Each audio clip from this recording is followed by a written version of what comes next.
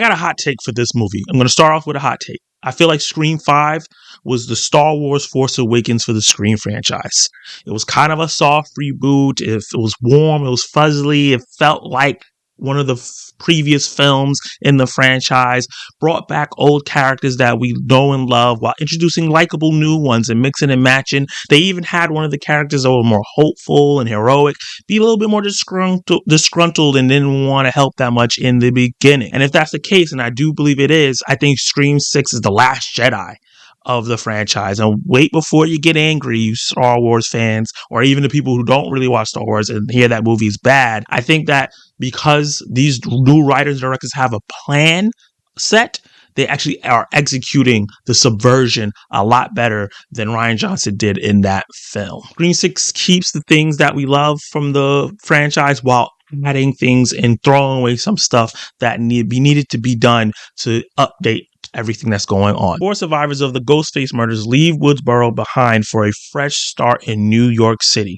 However, they soon find themselves fighting for their lives when a new killer embarks on a bloody rampage. Before I get into the good, remember to hit that like button, subscribe to the channel, and hit that notification bell so you can be notified for my reviews, reactions, and more. Let's start with the good. The movie starts with arguably the best opening of the franchise, especially since Scream 1. Samara Weaving, horror queen herself, who's also in Ready or Not, is written by the same people, knocks her part right out of the park as the blonde who picks up the call. The opening sets the tone for the aggressiveness, the tenseness, the comedy, the movie trivia, and everything. All the elements that are put into this film can be seen right there. And the usage of New York City lifestyle, blind dating, alleyways, and all that stuff, and how all those things can be terrifying on a daily basis is executed really well in this first scene. And they do not take their foot off the gas, because then they subvert expectations with the killer and do something that they haven't done in the franchise yet. For that first hour and 30 minutes of this 2-hour and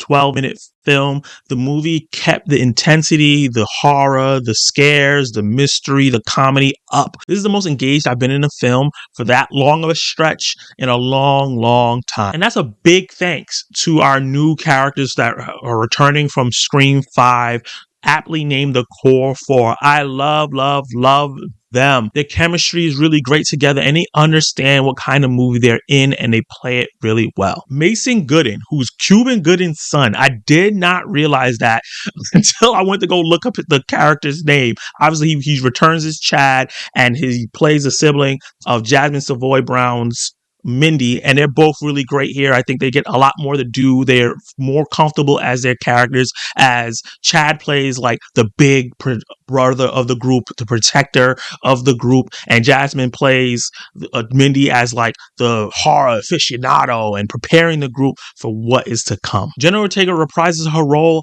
as Tara, and she's an absolute star. She is the best actor in this film, and she elevates every single scene that she's in. She has chemistry with everybody that she's working with in this film and really pushes them to really make the scene the best that they can. She plays this character really well, and she plays across from Melissa Barrera really well. They feel like siblings. You could feel that tension between them. You could feel that protective love as well. And Jenna Ortega knocks all those dramatic scenes out the park through pure charisma and line delivery. When it comes to the dramatic parts and really engaging, she does really well. But the best part is when she's in the frightening parts. She really feels scared. You could tell that she's fearing for her life, and she has like PTSD from what happened to her in the first film.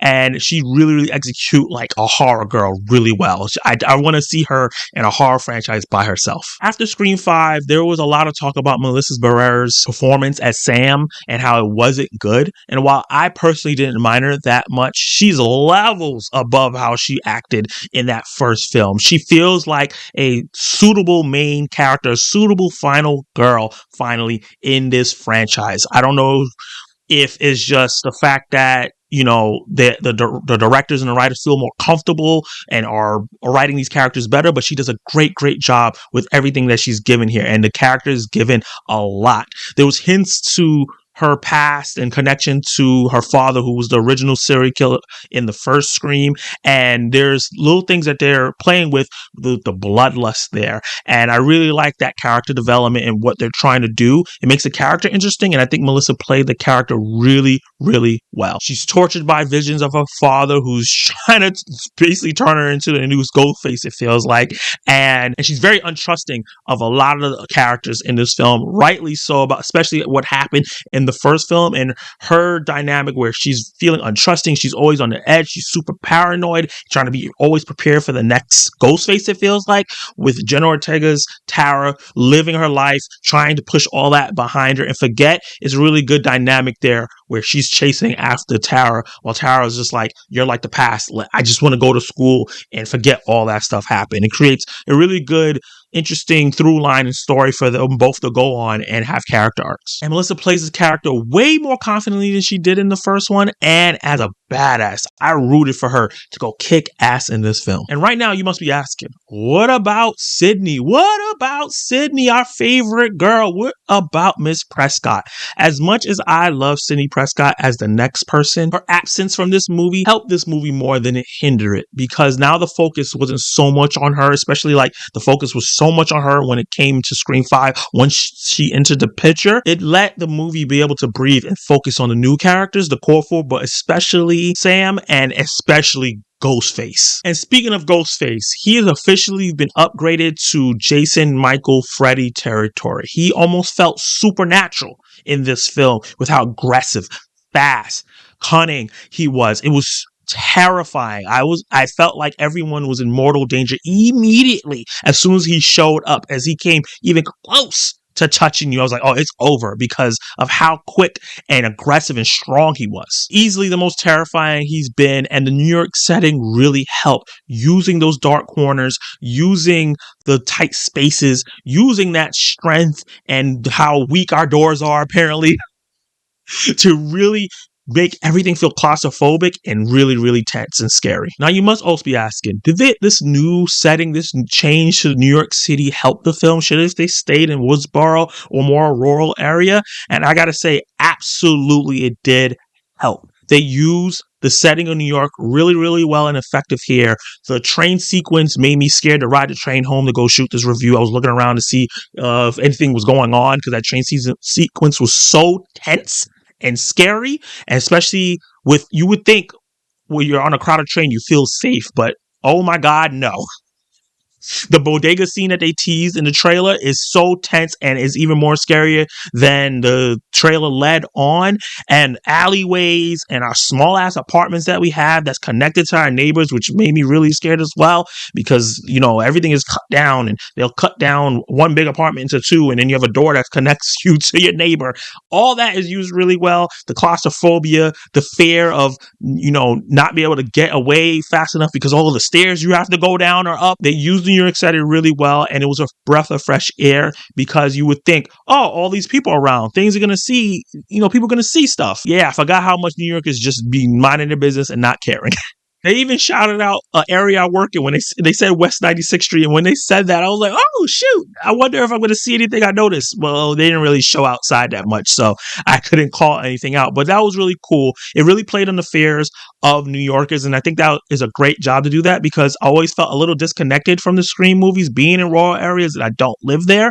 But the biggest movie going areas is New York and LA, and it makes sense for those people now to have an attachment to this franchise in terms of the setting. It makes things a little scary, because now it's like Ghostface in New York. It just is a terrifying prospect to have. And on top of all that, this is some of the most brutal murders in a slasher film that's not like Texas Chainsaw Massacre, almost like overdone, that I've seen in a long time, especially in this franchise.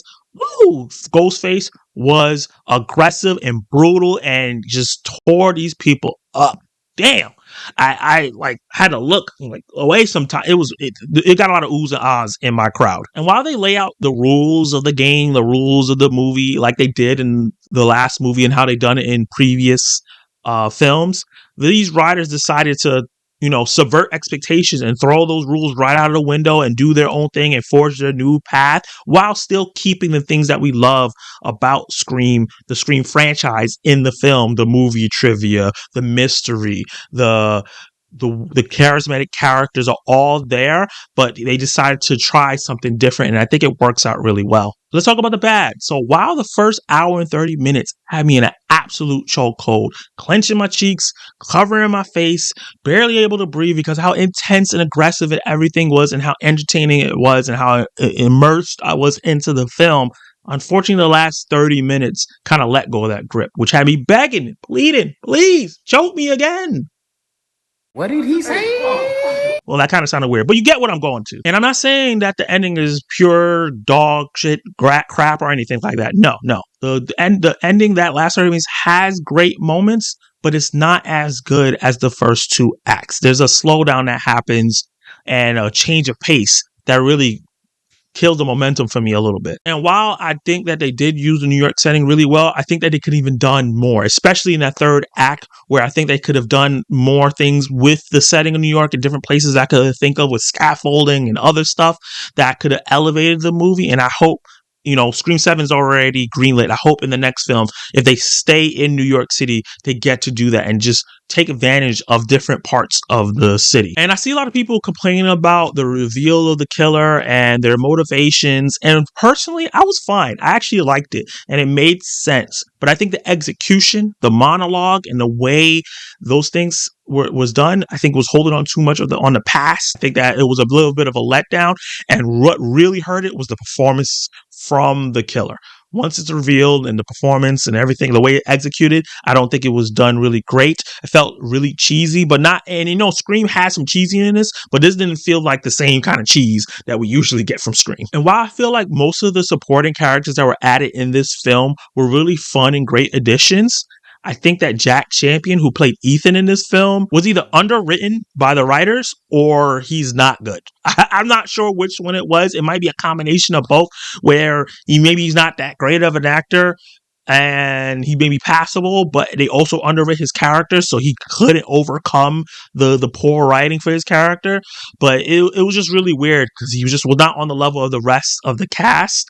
And it's just funny seeing Jack Champion this big because we just saw him in Avatar Way of the Water last year as a small little kid with the locks playing with the blue people, and now he's this tall, big teenager. So it's just really funny seeing that it was the same guy. But yeah, hopefully the next performance he has, we'll see if it was the writing or it was him. Now let's get into my verdict. So if you're a fan of the Scream franchise, this will not disappoint. It has the scary parts, it has the thrills, it has the movie trivia, it has the meta jokes, it has the meta feeling and talking about the commentary of the things that are happening today, and it has a lot of the classic, traits of a Scream movie, but while it also subvert expectations, changes things a little bit, and pushes it forward a little bit. Maybe not as much as I would like it to do, especially because of that third act, but I think that those first 2/3 was so great, and the third act was good, that I really had a lot of fun personally in this film. And I urge anyone that's a fan of Scream or a fan of slashers, go check this film out in theaters and bring some friends along to have a lot of fun.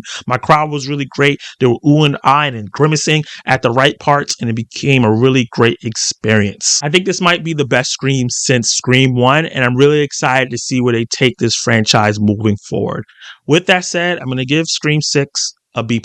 Did you like it? Did you hate it? What would you personally rate Scream 6? And if you did not see the film yet, did my review push you go to see the film? Were you on the edge? Go check it out. If you have not, let me know why you do not want to. And like the video, subscribe to the channel, hit that notification bell, and be notified of my reviews, reactions, live discussions, ranking lists, and more. And you can watch more of my content right now.